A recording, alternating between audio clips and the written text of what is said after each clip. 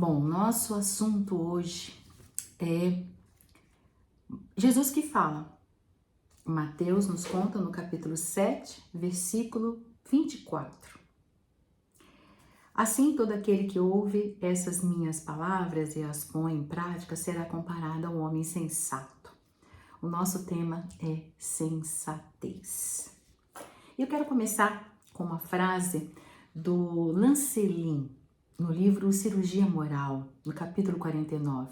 Ele diz essa frase assim: quem anda com Jesus não erra a direção. Pois é, caminhos, né? Quantos caminhos na estrada da nossa vida. Construímos o caminho do amor com infinitos passos. E muitos passos são escolhidos por nós e desviamos os nossos olhos do nosso Pai amado. Eu estava assistindo um anúncio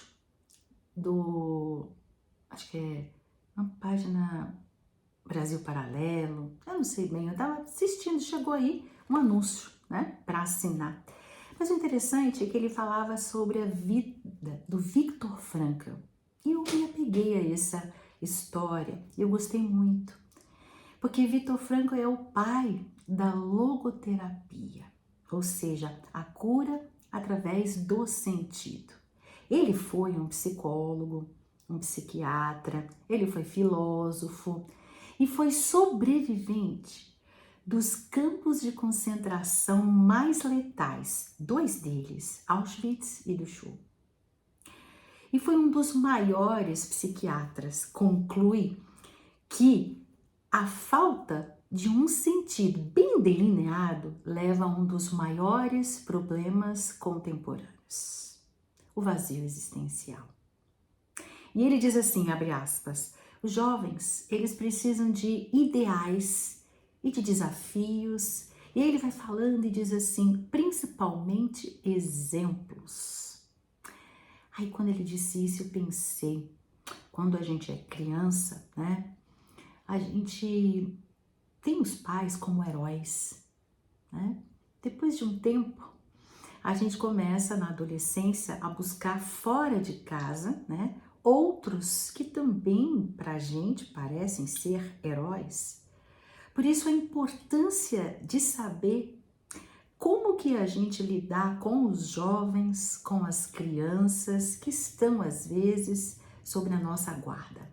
Ou como pai, mãe, vizinho, primo, tia, tio, não é? Vovô, vovó, alguém, né, que tem uma criança sobre a sua guarda, um professor. Olha a importância, a responsabilidade, né, de criar esses jovens, né, com exemplos. E aí eu me pego, né, quando eu era criança, que brinquedos eu ganhei? Eu me lembro de uma boneca, a Tip, ela tinha um velocípede. E meus pais tinham ido aos Estados Unidos e tinham trazido para mim essa boneca. Mas não é isso que me guarda, eu tive que passar um tempo para me lembrar, porque o mais importante era, que eu me lembro hoje, é a forma como meu pai agia, né?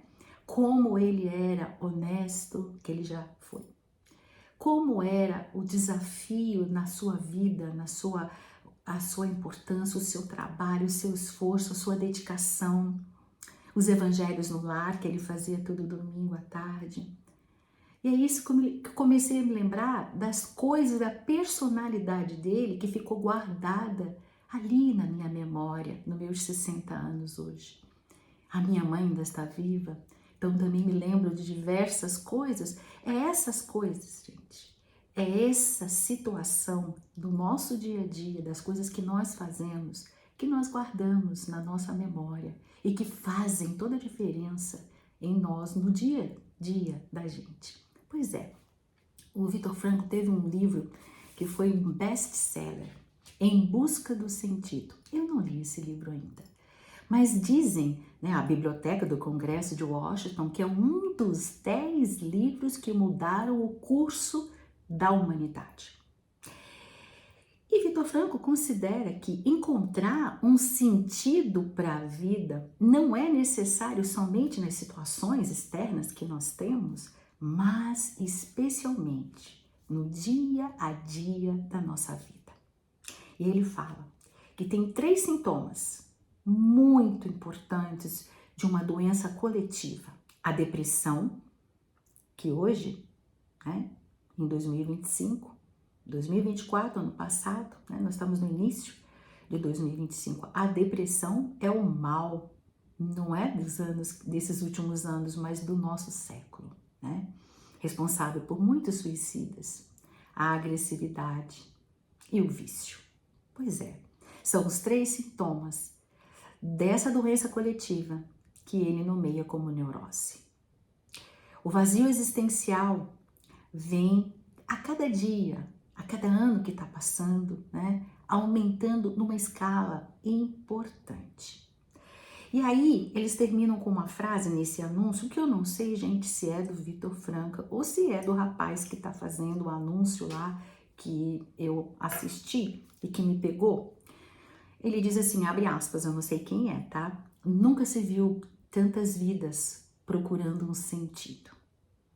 Nunca se viu tantas vidas perdidas em todos os sentidos.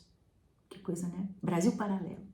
Não sei se é deles, de quem fala, ou se é do Vitor Franco. Depois, se vocês quiserem, escrevem aí embaixo, né? Se vocês conhecerem de onde que é essa frase. Mas aqui, vamos nós. E o que acontece? Nós temos nos afastado do trajeto que nos levaria ao nosso mundo interno, aquele mundo de nós mesmos, sabe? Aquilo que a gente escreve nas páginas do nosso livro de vida, com as tinta da caneta, da intenção verdadeira, e não aquelas páginas que a gente deixa as outras pessoas olharem, né? Mas aquela lá dentro. E muitas vezes, amigos, nós, no nosso dia a dia, nós nos perdemos. Humberto Holden, ele tem um livrinho muito bom chamado O Caminho da Felicidade, e ele tem uma frase que sempre eu guardo essa frase comigo, que nós, né, estamos sempre caminhando na periferia de nós mesmos. Ali, ó, em volta, na periferia, a gente ou não quer, não tem coragem, né, para fazer um mergulho interno, trajeto interno, ou a gente procura ficar de longe, porque se eu não sei, eu não me responsabilizo por aquilo que eu faço, né? Ou vai ser muito sofrido eu ter noção de quem realmente sou, porque eu sou iludida, eu gosto de dizer que eu sou assim, sabe? Né? E aí, eu não quero mudar, porque eu vou sofrer. E acaba sofrendo muito para mudar, né? Então, nós vamos criando ilusões que se desmancham, gente, ao menor toque da consciência. Esta consciência é o amor de Deus a nos chamar para que nós retomemos o ponto em que a gente ficou cego, sabe? Quando a gente ficou cego com os brilhos e as cores dos bens materiais. E eu vi essa semana uma postagem de umas fotos muito fortes em que tinha uma mesa num restaurante, uma mesa bonita de madeira, porém ela estava quebrada no meio, e o homem com o celular e a mulher do outro lado com outro celular. Isso me chamou a atenção.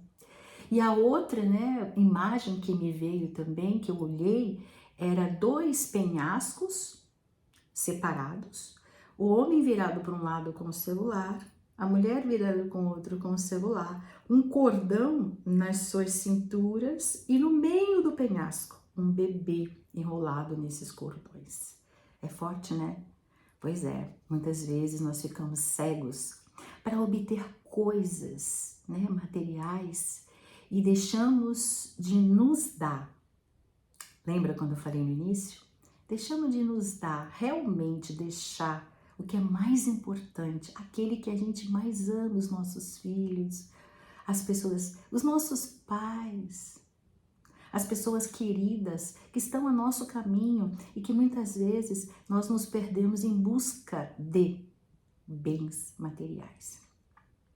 E eu vi um depoimento de uma atriz, chama-se Mariana Rios, e ela ficou desconcertada com o jornalista que perguntou assim: Mariana, se após a fama, a sua beleza, todos te desejando, querendo ser, né, igual a você, homens te desejando, ter dinheiro, carreira consolidada, falta alguma coisa? Ela disse que ela podia ter respondido: não, não me falta nada, graças a Deus, eu tenho tudo. Mas ela disse que ela ficou desconcertada. E ela até fala que a maquiagem dela se derreteu, como na face, ela, a sensação que ela tinha de que ela estava nua diante do jornalista. Porque ela realmente, ainda com tudo isso, ela sentia falta de, sabe? O que o Viktor Frankl falou, o vazio existencial. E aí ela disse assim: se não faltasse nada, que razão eu teria para acordar no dia seguinte?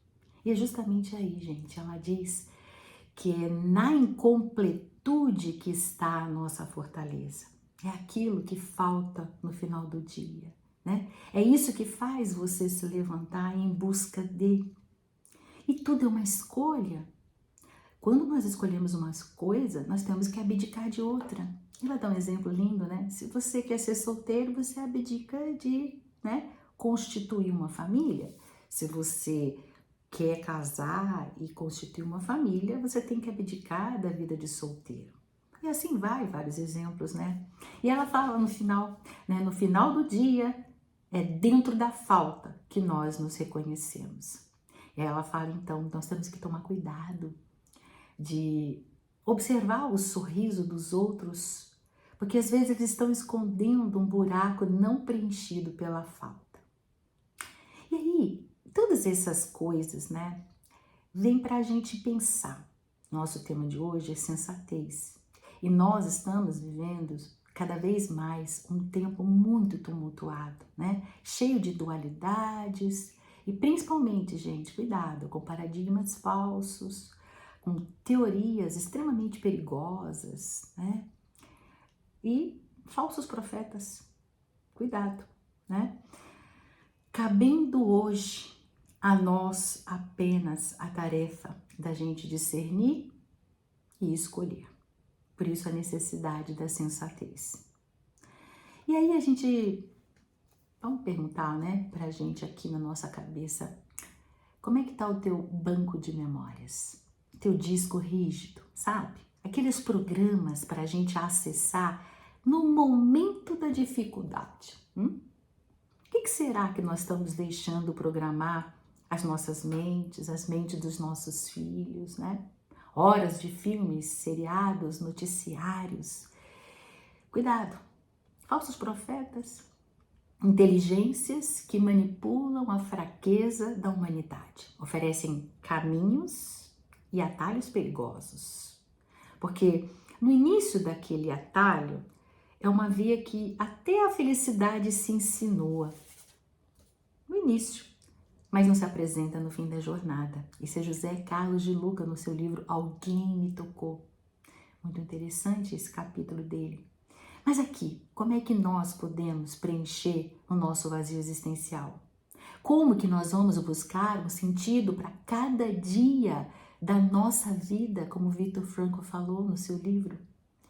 E o versículo que foi escolhido foi exatamente o ensinamento de Jesus. Quem conta é Mateus, nós vimos, né? Capítulo 7, versículo 24, a casa sobre a rocha. Todo aquele, pois, que escuta as minhas palavras e não as pratica, assemelhá-lo-ei ao homem que edificou sua casa sobre a rocha. E quando a chuva caiu e os rios transbordaram e os ventos sopraram e bateram sobre a casa, ela não caiu, pois foi fundada sobre a rocha. Continua Jesus. Mas todo aquele que ouve estas palavras que eu digo e não as pratica, presta atenção. Muitas vezes a gente vê mensagens lindas, nós vamos na igreja ver o pastor falar, vamos na igreja ver o padre falar, vamos escutar o Buda, não sei qual a religião que você abraça, né? Vamos lá escutar uma palestra evangelizada cristã, a gente escuta coisas bonitas, lindas, anotamos no papel, ficamos emocionados, né? Mas na hora de fazer, a gente não faz. O John Lennon, dos Beatles, ele tem uma frase muito interessante que ele diz assim: a vida é aquilo que acontece enquanto você faz planos. É importante a gente fazer planos, sim. A gente tem que ter um objetivo. O Viktor Frankl tá certo. Até no jogo de futebol, se a gente não souber aonde é o gol, a gente faz um gol contra. Então, no jogo da vida, a gente tem que sim planejar, saber o objetivo, para que tudo, quando eu sei o que eu quero, quando eu vou fazer, eu não tenho cansaço, eu não tenho nada que possa me impedir de querer aquilo que eu quero. Por isso é importante a gente ter um objetivo, né? Um sentido para a vida delineado. Quantas pessoas que no momento difícil, né, achando que tudo vai se perder, chega um neto. Um neto que vai nascer. De repente muda o vizinho que é muito simpático, uma vizinha muito amorosa, tranquila. Às vezes nós estamos passando por situações familiares e a gente conhece uma pessoa que é excelente, é amiga, é amorosa, você sabe? É essas coisas, né, que a gente às vezes não se perde porque nós ficamos só ali olhando para a situação difícil que estamos atravessando. Por isso, voltando lá, né, na casa sobre a rocha, mas todo aquele, disse Jesus, que ouve estas palavras que eu digo e não a pratica, será como um homem sensato que construiu sua casa sobre a areia. E quando a chuva veio, os rios transbordaram, os ventos sopraram, se abateram sobre a casa, ela não aguentou, e então desmoronou e foi grande a sua ruína, né? Vazio existencial. Por isso, quando essas coisas que vão chegando na nossa vida, que às vezes parece que é uma tempestade, nós estamos vivendo isso, o Pai nos encaminha outras coisas à nossa volta, que eu falei agora, muitas outras, para que a gente tenha um novo sentido na vida. Um novo sentido na vida. Agora eu tenho um neto, eu tenho que trabalhar, eu não posso nem ficar doente, eu tenho que ajudar a minha filha, né, ou meu filho, ou assim. Ou um filho que a gente não estava esperando ter, de repente está grávida, né? Aí tá lá tendo que fazer as coisas e aquilo acontece, e a gente aparece, meu Deus, bem nessa hora que estamos com dificuldades e surgiu mais um filho, e é uma bênção na vida da gente, não é? Percebe? Nós temos que ter essa noção que nesse momento, algumas coisas, nós precisamos ter sempre um objetivo. É a hora de praticar as palavras que Jesus nos ensinou. Mas que casa seria esta? Que abalos, que tempestades não afetam a sua estrutura? Aonde nós podemos buscar estruturas e alicerces seguros? Como que é para preparar o terreno dos nossos corações para permitir somente o trigo e não o joio crescer? Porque nós recebemos trigo e joio diariamente, né? Pelas noticiários, pelos WhatsApps, as mensagens no Facebook, no Instagram, não sei aonde, no TikTok, em tanta coisa que a gente vai recebendo, né? É joio e trigo. Como que a gente consegue? Isso é trigo, isso é joio. E a ter só o trigo. Tudo me convém. Tudo eu posso, mas nem tudo me convém. É Paulo falando pra gente, né? A gente tem que ter a capacidade de receber todas essas informações e filtrar com Jesus, com os ensinamentos do nosso mestre, para reter somente o trigo e deixá-lo crescer. O mestre mesmo nos advertiu dos falsos profetas, que enquanto é Mateus, no 7:21, nem todos os que dizem Senhor, Senhor entrarão no reino dos céus. Cuidado, né? Não vamos hoje buscar os falsos profetas nos outros, mas vamos buscar aquele falso profeta que habita aqui, ó, dentro da gente, né? Pois é. Quantas vezes nós passamos informações lindas para as pessoas, né? Tal de receber e mandar. Ah, isso aqui é bonito, deixa eu mandar para fulano, beltrano, para ciclano, deixa eu postar isso, né? Mas a gente mesmo não faz. Somos falsos profetas, né? O evangelho que o Cristo nos concedeu, gente, é luz para que a nossa análise não se perca na escuridão da nossa ilusão. O conhecimento de nós mesmos através do Jesus é claridade transformadora. Jesus é um mestre cuja escola é Ele mesmo. Não é lindo isso? Jesus é um mestre cuja escola é Ele mesmo. A gente já deixou de ser escravo dos seres humanos, mas ainda continuamos sendo escravo dos nossos pensamentos, né? E a escravidão mental é a mais difícil da gente superar. Sócrates, inclusive, disse o seguinte: a vida sem exame não vale a pena a ser vivida. E seguindo a sua orientação, vamos aí lembrando no nosso dia para a gente trazer esse exame de nós mesmos à luz do Evangelho, no nosso próprio lar, né? Lembra, eu não sei de quem é essa frase, mas eu acho muito interessante. A fonte de todo o bem é a mesma fonte de todo o mal. Realmente, a mente, né? Toda boa ou má função, eu acho que é do irmão José no livro Vigiai e Orai. Da boa ou má função da mente depende a boa ou má direção que nós tomamos no caminho da nossa vida. Por isso é aqui na mente a origem de tudo isso. E é importante que a gente tenha essa orientação de buscar o Evangelho dentro do nosso lar, para que a gente possa, a nossa mente, aqueles que estão junto conosco, possam também, né, fazer essa claridade transformadora através de Jesus. Tem um livrinho chamado Jesus no Lar. Ney Lúcio, no primeiro capítulo, ele conta como foi o primeiro evangelho no lar. Olha que legal. Jesus instalado provisoriamente ali na casa de Pedro, numa noite prateada de luar, ele tomou às mãos as escrituras sagradas e deu rumo a uma nova conversação que se fazia ali produtiva, menos edificante. E Jesus falou, sempre com bondade: Simão, que faz o pescador quando se dirige para o mercado com os frutos de cada dia? Mestre, naturalmente escolhemos os peixes melhores. Ele era pescador, né? Ninguém compra os resíduos da pesca. Jesus sorriu e perguntou de novo: e o oleiro, aquele que faz a cerâmica, né? Que faz para atender a tarefa que se propõe? Certamente, Senhor, ele molda o barro, imprimindo-lhe a forma que deseja. Aí Jesus insistiu: e como procede o carpinteiro para alcançar o trabalho que pretende? Sem vacilar, Simão responde: lavrará a madeira, usará o enxó, o serrote, o martelo, o formão. De outro modo, ele não vai aperfeiçoar a peça bruta. E então, Jesus ensina: assim também é o lar diante do mundo.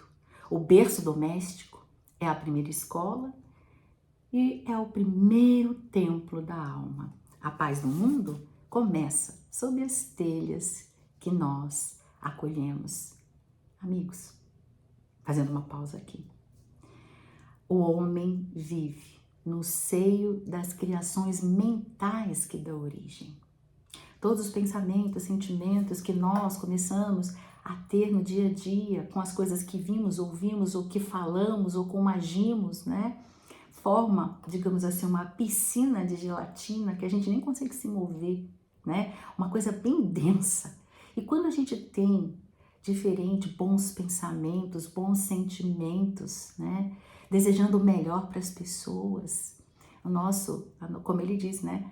Em volta da gente fica mais suave, mais delicado, mais etéreo, mais fácil, mais refrescante, mais perfumado, né? Pois é, o homem vive no seio das suas criações mentais, aquelas que ele dá origem.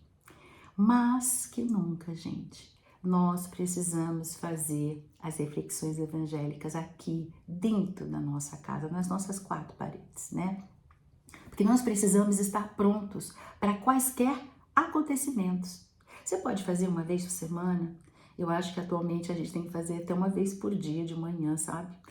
Eu tenho feito de manhã, sozinha. Não tem problema fazer sozinha. Abre uma página do Evangelho.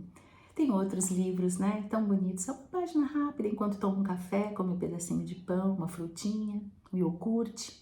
Você toma ali, abre uma página, lê em voz alta, porque tem gente que nos acompanha, né, à nossa volta, que precisa desse evangelho, dessa transformação na claridade da luz do evangelho de Jesus.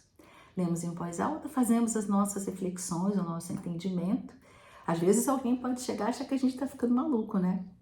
E aí a gente faz uma prece simples, não precisa grandes frases e palavras rebuscadas.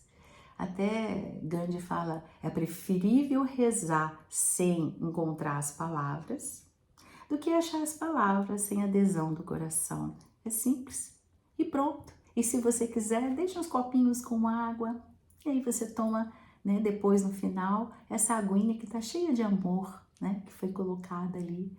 Então é importante esse evangelhozinho todo dia, né? Se puder fazer uma vez por semana já tá bom. 15 minutos, uma coisa rápida, 10 minutos, né? Então a gente tem que analisar os acontecimentos da semana enxergado pelos olhos de Jesus. E aí, as novas escolhas serão feitas à medida que nós vamos amadurecendo espiritualmente. Mas não podemos usar se você fizer com outras pessoas, né? Não podemos usar aquela coisa de abrir a página e criticar, julgar, expor, né, a dificuldade do outro. Isso não é o momento. Esse não é o momento, né? A palavra de Jesus, ela por si só já tem a sua forma de agir, certo? Pode demorar um pouco, mas ali fica guardada, porque a semente do bem, ela fica guardada, esperando o momento certo para, né, sair. Sabe aquela sementinha que está lá dentro da terra e ela tem que vencer toda aquela terra para chegar lá em cima, né, e conseguir crescer. O nosso trabalho, quando nós fazemos o evangelho no lar com os filhos, com a família, é apenas ver qual é o tipo de terra que nós vamos semear, porque nós temos que semear de acordo com o tipo da terra que nós temos, não é? Então, observe o tipo de terra. Se precisa de muita água, põe pouca água. Se precisa de muita luz no sol, mais na sombra. Cuidado com os ventos. O nosso é cuidar, semear e cuidar. E permitir que Deus faça o resto, né? O desabrochar da semente e o crescer pertence a Deus. E Ele sabe o momento e a hora certa que aquilo vai acontecer. O nosso trabalho é ser positivo. Às vezes a gente fala, meu Deus, como tá demorando, né? E tem um contozinho, né? Do bambu, que o bambu, quando a gente vai plantar, ele leva 5 anos num tamanho pequenininho assim. Mas no 5º ano ele cresce 24 metros. Durante aqueles 5 anos as raízes, né, foram profundas, de modo que quando vem o vento, ele encurva, mas não quebra, né? E às vezes esse 5º ano das pessoas que caminham conosco, né, estão ainda por vir. Então aguarde, tudo tem o tempo do Pai, Ele sabe o que é melhor para cada um dos seus filhos, né? E como colaboradores do Mestre, o nosso trabalho é apenas semear e cuidar daquela árvorezinha, daquela plantinha que parece pequenininha, mas que algum dia vai crescer 24 metros, né? Então, cada vez mais nós precisamos disso, de refletir o nosso dia a dia. Lembra como o Sócrates disse, né? Uma vida que não, uma pessoa, né, que não pensa, né, que não raciocina, que não presta atenção, que não reflete todos os dias sobre as coisas que já fez, ela não vale a pena ser vivida. O quanto é importante nós estarmos refletindo, né? E aí eu também escutei uma coisa muito interessante que dizia assim, era uma mulher dizendo que no início da vida, até aquele primeiro momento, aqueles 10 primeiros anos, a nossa voz é a mais importante nos nossos filhos, nas crianças, nos jovens, né? Porque depois entra na adolescência e muitas outras vozes vão surgir, muitas outras, né? E é importante que a nossa voz abafe as outras vozes. Eu achei isso de uma beleza imensa. E aí eu me lembrei, um dia até alguma palestra anterior que a gente conversou, uma exposição evangélica, eu me lembrei do dia 31 de outubro, o Halloween, nos Estados Unidos. E era comum, né, as pessoas nas casas, elas colocarem ali na frente da casa uma mesinha com vários docinhos para que eles vão lá, buscam os docinhos e vão pegando nas casas, né? E veio um grupo de meninos, adolescentes, assim, naquela algazarra. E aí eles chegaram, um deles pegou, né, um saco, eles colocaram todos os docinhos naquele saco, pegaram a cesta e jogaram no chão e saíram correndo para a casa seguinte. Um deles voltou, pegou a cesta, colocou de volta na mesinha. Tinha um saquinho dele, ele pegou os docinhos todinhos e colocou dentro da cesta e saiu com eles. Percebem? É a voz que está ali, desses pais, através do exemplo. É a voz, talvez, de Jesus, que esses pais tenham comentado, tenham feito as parábolas que Jesus contou, algo que foi diferente, que abafou as outras vozes. E é isso a importância do Evangelho no lar. É isso a importância de nós fazermos nossas escolhas. Jesus, no final do Sermão do Monte, conta exatamente a casa sobre a rocha, né? Para que nós entendamos que o sentido para as nossas vidas, como diz Vitor Frankl, é o amor, vivendo um aprendizado constante, aonde a incompletude, como disse a Mariana Rios, né, vai sendo preenchida toda vez que nós usarmos a sensatez, que nós alicerçarmos a tolerância, a indulgência, a doçura quando alguém é amargo, a brandura quando alguém é violento com a gente, a mansuetude quando alguém faz aquela confusão, né, criando tempestades nos mares das nossas vidas, a piedade diante de uma pessoa que está com dificuldade e não merece crítica nem julgamento, e sim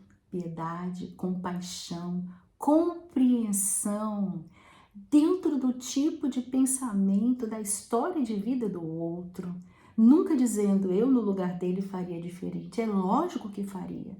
Todos nós temos histórias de aprendizados, exemplos diferentes. Nós não podemos cobrar do outro agir como a gente, se não teve as mesmas experiências que nós tivemos, né? E também não é do nosso, mesmo que tenham, mesmo que são irmãos gêmeos vivendo na mesma família com as mesmas coisas, no mesmo momento da família. Cada um, né, age da maneira como pode agir. Toda vez que nós usamos a sensatez com a nossa relação com o outro, sendo paciente, tendo boa vontade, sendo generoso, permitindo que as pessoas que estão à nossa volta passem à nossa frente. Achei tão bonito, outro dia também passou lá no supermercado, um senhor, né, com dificuldade, olhando que ele olhava assim a conta e acho que ele não tinha dinheiro. Aí um rapaz falou, o senhor pode me dar licença? Aí pegou o relógio, pagou e saiu correndo. Pagou a conta para ele, ele ficou assim, sabe? Pessoas que fazem o bem, pessoas que são generosas, que tá lá no carro dirigindo, vê que o outro tá aflito querendo passar ou errou e deixa passar e fala assim, vai com Deus, que Deus te abençoe. E não fica gritando, xingando, falando nada. Essa sensatez é aquela que nós estamos construindo a nossa casa na rocha, né? Toda vez que a gente alicerça a nossa alma na rocha da resignação. Eu não queria que isso acontecesse comigo, mas tudo bem.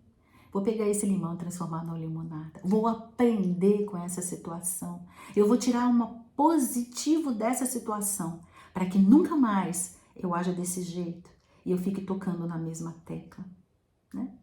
As coisas estão ruins, eu não estou gostando do que o outro me disse, eu não estou gostando da situação que eu estou vivendo, mas eu não quero mudar. Mudo eu, se eu não mudo ninguém, mudo eu. Pelo menos a maneira de ver a situação.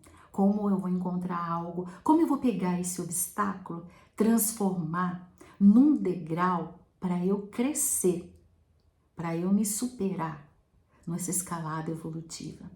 É para isso que servem os obstáculos, as pedras. Atirar uma pedra em mim, eu vou utilizar como um degrau para minha própria autossuperação.